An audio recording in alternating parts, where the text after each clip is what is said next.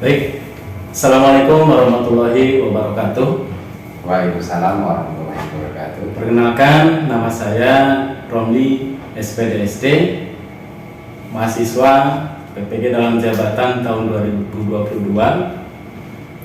Di sini saya akan mewawancarai seorang pakar pendidikan, yaitu tentang permasalahan mengidentifikasi masalah tentang peserta didik. Di sini saya akan menanyakan kepada teman sejawat saya yang kebetulan adalah beliau seorang kepala sekolah, Bapak Rozikin SPD MPD, sebagai kepala sekolah SD Negeri Malahayu 3 ya.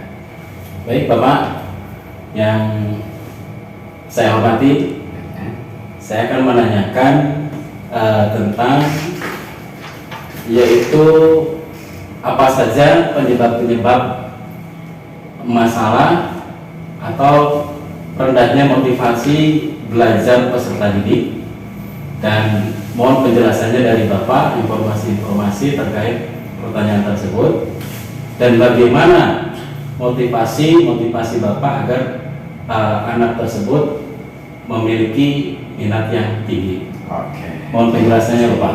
Ini dengan Pak Romli ya, salah Ya. satu mahasiswa yang sedang mengikuti PPG. dalam Oke, terima kasih, sangat kreatif sekali. Di sini sifatnya sharing, berbagi pengalaman saja, karena kita sama-sama berawal dari pendidikan, sama-sama dari guru, namun memang saya mendapat tugas tambahan kepala sekolah. Tapi sejatinya kita sama-sama pendidik pengajar yang memang harus mengulik. Jadi beberapa sasaran kita peserta didik itu di era saat ini tidak bisa samakan dengan kita saat dulu. Jadi ketika orang ada zamannya ada orangnya atau anaknya. Maka berkaitan dengan tadi motivasi, maka ketika berbicara motivasi kita berbicara peminatan siswa. Jadi ketika yang namanya minat itu sesuatu yang menurut mereka terhadap objek tertentu itu menjadi sasaran, menarik perhatian mereka, itulah minat. Jadi minat itu benar-benar menarik perhatian mereka. Ketika minatnya rendah, hampir dipastikan teori itu motivasinya juga rendah. Jadi saya akan menjawab motivasi itu berawal dari minat dulu, dimana saat ini minat belajar siswa rendah itu dapat mengakibatkan motivasi belajar rendah, sehingga outputnya hasil belajar siswa pun rendah. Nah, Kira-kira faktor apa saja penyebabnya Pak? Oke, jadi pertama dari peminatan dulu. Jadi dari faktor itu hanya ada dua. Kalau kita bicarakan faktor internal dan eksternal. Internal itu berarti kalau berbicara dari ranah peserta didik dari dalam dirinya sendiri. Jadi ketika dia sekolah, berangkat, mungkin motivasinya dari dalam dirinya, saya ingin berprestasi, itu dari diri. Dari luarnya, maka lingkungan yang membuat dia nyaman belajar, yang membuat dia asik, enjoy, kemudian menggeluti pendidikan ataupun belajarnya, membuat dia menarik, itu yang dari luar. Nah sekarang kita dari dalam dulu. Mengapa anak-anak saat ini mulai minat belajarnya atau motivasinya kurang? Karena dalam dirinya sendiri dia sebetulnya belum punya suatu gambaran dia akan menjadi apa, cita-citanya apa. Maka harus digali, ditumbuhkan oleh kita selaku pendidik, sehingga ketika anak ini cita-citanya ingin menjadi apa, maka kan ada peribahasa gantungan cita-cita setinggi langit. Tidak apa-apa kita tumbuhkan motivasi. Jadi untuk mencapai motivasi tinggi, maka dia punya goal. Goal itu ada finishingnya akan seperti apa, entah itu misalnya mengembangkan bakat dan minatnya. Jadi seseorang yang memang anak itu suka menyanyi, maka kita arahkan bakat-bakat mereka, minat mereka ke tidak usah dipaksakan untuk dia hafal hitung-hitungan oleh kita pendidik. Jadi minatnya ditumbuhkan atau motivasinya.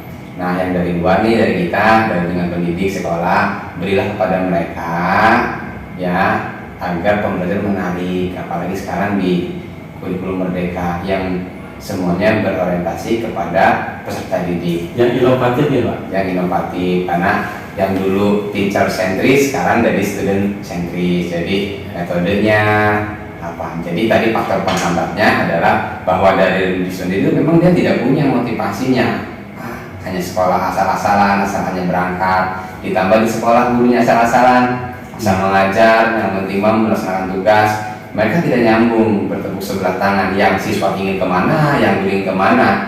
Nah, situasi ini kalau dibiarkan maka akan menurunkan minat, motivasi, hasil belajar.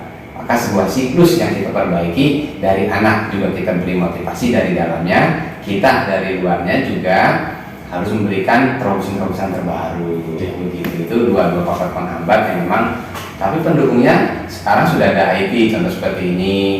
Anak bosan dengan manual, maka dengan IT, dengan ada mungkin game online yang kita buat sendiri melalui quizzes dan sebagainya. Begitu Pak Beli. Kalau misalkan ini untuk pendidik ya Pak, Ya. Ada beberapa pendidik yang mungkin karena faktor usia, faktor kemampuan, kemudian inovasi itu tidak digunakan karena apa? Kemampuan atau bakat dirinya terhadap mengoperasikan TIK tersebut sangat lemah gitu ya. Nah, untuk mengedukasi tersebut, guru-guru satu faktornya adalah saya udah tua nih, udah tua, yang muda aja untuk mempelajari itu. Sebetulnya pada usia 40 itu tidak terlalu tua kalau ada niat, gitu kan seperti itu. Nah, untuk memotivasi pendidik tersebut atau guru tersebut, kira-kira kiat-kiat apa untuk istilahnya motivasi guru tersebut agar mau belajar tentang TIK supaya nanti ditularkan ke peserta didik, sehingga mudah untuk membantu proses pembelajaran. Menurut Bapak gimana? Ya, terima kasih.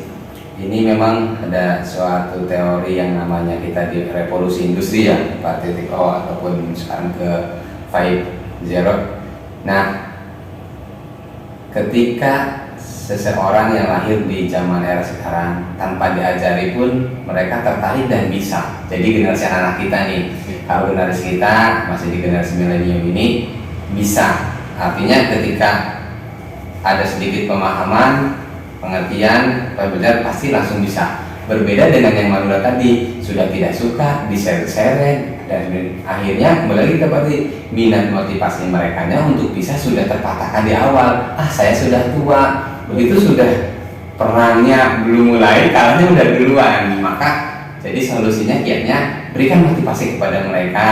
Kemudian sebagai leader nih, ya saya selaku kepala sekolah memberikan motivasi bahwa guru-guru yang mampu udah bisa, ayo mengajak rekan-rekan yang tadi dikatakan tidak sepuh amat lah di usia 40 masih bisa, itu diberikan, dibimbing, jangan tidak patah semangat, masih bisa.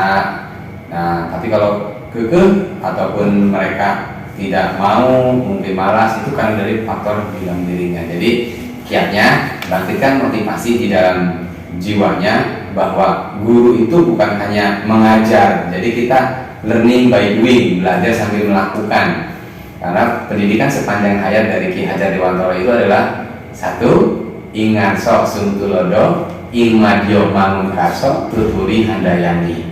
Ketika kita bisa mencontohkan soal ada orang belajar, ayo belajar begini, maka kitanya juga harus jadi contoh, kita belajar lagi. Nah, diberi pemahaman sehingga kita malu sendiri, tanamkan budaya malu terlambat, malu nggak mau belajar, malu gaptek. Maka istilah sekarang kudis, kurang disiplin ya. Ada istilah-istilah lain lah yang memang kita sebagai pendidik juga kadang ngeri-ngeri sedap gitu. Karena apa? Itu kadang-kadang ya di beberapa rekan-rekan kita yang tadi usianya hampir purna, kalau di usia 40 kita masih bisa, itu hanya paksa unsur malas. Tapi kalau sebagai pendidikan diberikan yang namanya reward and punishment. Rewardnya ketika guru mampu mengajar dengan PowerPoint dengan bagus saat sekolah supervisi, berikan nilai yang bagus di penilaian kinerja guru. Ingat, tidak harus berupa penaikan honor ataupun rapot, tapi dengan kita memberikan kebijakan, pujian terhadap guru, nilai juga saat pembelajaran kita selaku kepala sekolah. Jadi harus ada kerjasama, kolaborasi, guru, pimpinan, semua stakeholder di sekolah membantu saling menguatkan. Nah seperti itu, jadi dia nilainya oke, kalau saya ngajarnya pakai IT berarti ada nilai lebih nih di RPP pengamatan saya. Kepala sekolah bisa memberikan poin standar semua 1 sampai 5 ada di nilai 4 gitu. Terus dari yang muda-muda kita arahkan untuk membantu mereka. Jadi dulu memberikan slide yang bagus, kemudian punishment-nya apa ketika mereka memang tidak mau, ya tadi kita ya berbicara bukan sanksi atau hukuman, tapi tekanan-tekanan. Misalnya Bapak karena kinerja ini berikan catatan merah oleh kita sebenarnya untuk diperbaiki, khususnya IT karena memang kita berdampingan, WA atau di internet, mengajar lewat daring online. Jadi kalau memang ada guru yang antipati sangat disayangkan, ya kita saling menguatkan karena memang pendidikan orang dewasa itu tidak seperti anak-anak harus begini loh nanti kamu di ini. Sekarang enggak, kita harus lemah lembut lah gitu, bisa sambil diminum dulu seperti ini biar tidak ini ya. Tapi memang untuk sekarang setiap sekolah itu ada yang namanya operator ya. Iya. Itu juga bisa dimanfaatkan. Nah, kadang terkendalanya adalah satu sekolah itu hanya satu operator. Padahal pekerjaan operator sendiri sudah menumpuk. Ketika guru meminta bantuannya itu kadang-kadang tidak ada waktu. Iya. Ketika guru membutuhkan bantuan, ketika KPM, persiapan KPM, kemudian operator sibuk itu tidak bisa membantu. Kemungkinan bisa juga dengan rekan guru yang lain juga ya Pak ya. Baik, untuk pertanyaan yang ketiga, sama permasalahannya adalah rendahnya minat peserta didik. Mungkin Bapak bisa menjelaskan motivasinya ini yang berhubungan dengan orang tua. Orang tua itu kan sebagian besar menghabiskan waktunya dengan anak. Di sekolah itu hanya 6 jam kurang lebih ya Pak ya. Sementara satu hari itu kan 24 jam. Iya. 24 jam kalau dikurangi 6 jam aja tinggal 18 jam. 18 jam misalkan diambil istirahat atau main itu 8 jam. Lebihnya 10 jam dengan orang tua.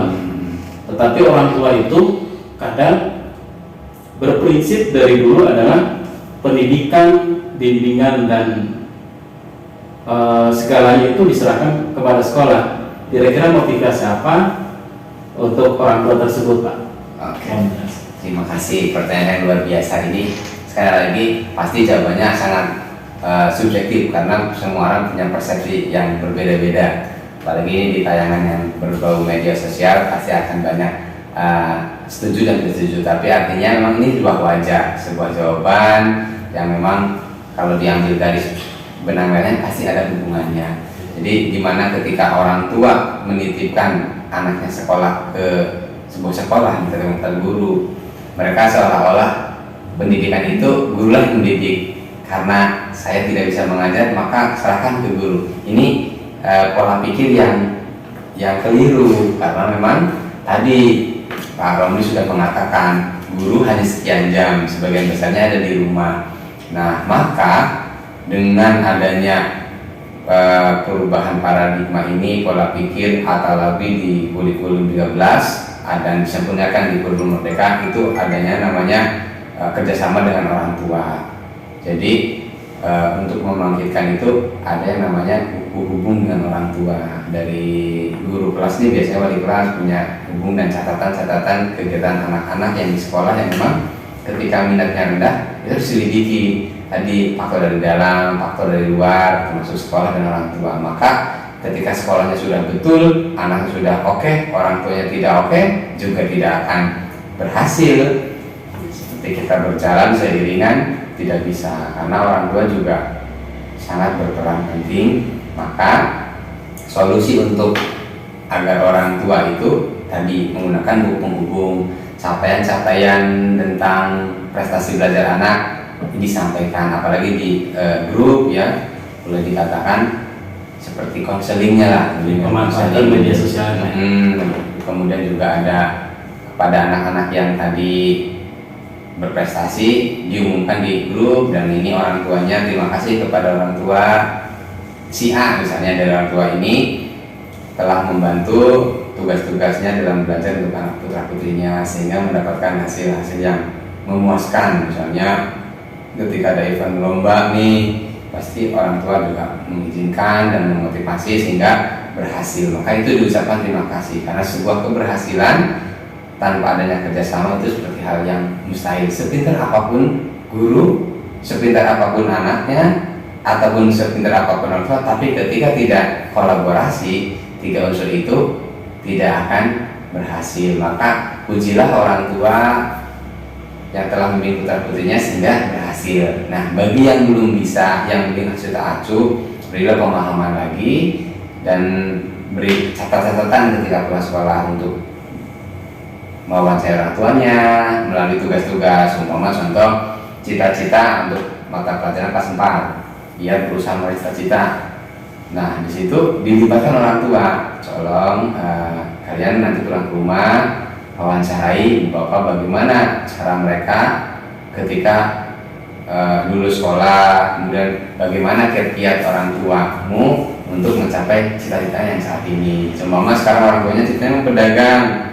Nah, tentu mereka juga waktu masih belajar punya cita-cita untuk pedagang. Ditanyakan sehingga, oh iya ya, mereka ikut belajar, ikut membimbing, ikut merasakan putra putrinya berproses menjadi siswa yang mapan, berkarakter dan berpendidikan luas. Karena berkebinekaan global ini tidak terlalu sempit. Sekarang di Brebes aja ya banyak garmen-garmen. Dulu ada istilah luswin, ternyata kalau dulu luswin ya enggak ya. Jadi usia SD saat itu memang usianya masih muda, tapi badannya karena masih besar dikawinkan. Atau di pedesaan ketika tidak sekolah DO katanya, kemudian jadi pengembala kambing. Sekarang sudah tidak ada, tetapi sedikit-sedikit terus. Dan untuk di kita memang mayoritas sih sudah banyak peduli, tapi memang ada juga yang tidak peduli, yang memasakkan pendidikan semuanya ke guru, mau di hitam, mau di putih, mau di apa, terserah Pak Guru. Itulah yang keliru sebenarnya. Mau di hitam putih, mari kita kerjasama kayak gitu ya. Baik, sebetulnya masih banyak yang saya pertanyakan, namun di sini mudah-mudahan semua pemirsa bisa mengambil kesimpulan tentunya dari pembicaraan saya ini dan mengambil intinya, dan tentunya bisa dimengerti lah. Iya. Cuma karena memang waktu yang tidak memungkinkan, mungkin Bapak bisa mengambil kesimpulan dari tadi 3 pertanyaan tadi. Yang pertama adalah rendahnya motivasi siswa, kemudian apa itu namanya? Dari orang tua ya. Terhadap orang tua termasuk, kemudian sebagai pendidik juga kurangnya memanfaatkan teknologi. Ambil kesimpulannya ya terima kasih saja ya. Jadi pemirsa, jadi untuk membangkitkan motivasi siswa, maka kita harus lihat juga minatnya. Jangan paksakan hobi anak A dijuruskan ke B. Jadi motivasinya diserang dengan minat-minat anak. Jadi kemudian dari kita sebagai pendidik, ubahlah pembelajaran yang berpusat pada guru diubah menjadi pembelajaran berpusat pada siswa. Jadi semua pembelajaran yang kita laksanakan itu muaranya ke siswa. Ketika siswa bisa motivasinya tadi karena minatnya, hobinya, bakatnya di bidang ilmu pengetahuan sosial ataupun di IPAS ya sekarang ya, jangan paksakan untuk ke matematik atau ke bahasa itu. Kemudian dari orang tua, bekalilah anak-anak Anda, anak-anak Bapak Ibu semuanya di rumah itu dengan semangat, berilah motivasi sehingga ketika mendapatkan hasil belajar yang kurang baik, berikan motivasi sehingga semuanya terjalin. Kemudian untuk guru-guru ini yang memang masih berproses ya, saya nyatakan belum finish bahwa Anda yang usianya sudah sepuh itu tidak bisa, belum, jangan katakan tidak bisa dulu. Saya bisa, saya akan bisa. Jadi saya bisa, perlu berproses seperti itu. Jadi motivasi belajar itu banyak faktor, dari faktor internal dari dalam dirinya sendiri, eksternal dari luar. Dia adalah ada orang tua dan kita selaku pendidik. Jangan menyerah terhadap Ya, karena saya begitu, dan teknologi itu kalau kita tidak mengikutinya, kita akan tergilas oleh kemajuan zaman. Dan seperti itu, mudah-mudahan posting ini bisa membawa hikmah untuk saya sendiri, untuk menasihati saya pribadi, dan apabila bisa di-share berbagi pengalamannya, ya silakan. Saya sangat bersyukur telah kedatangan tamu yang luar biasa ini. Mudah-mudahan tugas PPG-nya, Pak dosen dan yang lainnya memperhatikan guru-guru yang sangat kreatif ini. Terima kasih Bapak untuk waktunya Ya, dan untuk ilmunya. Mudah-mudahan bisa bermanfaat bagi kami dan rekan-rekan teman mahasiswa PPG. Mudah-mudahan bisa kita bersama lagi di lain kesempatan. siap, Pak Nabi ya. Sukses buat Pak Romli ya. Demikian wawancara saya dengan teman sejawat sebagai pakar pendidikan, dan tentunya bisa menjadi bahan sebagai pengetahuan baru di pendidikan era sekarang. Terima kasih. Assalamualaikum warahmatullahi wabarakatuh.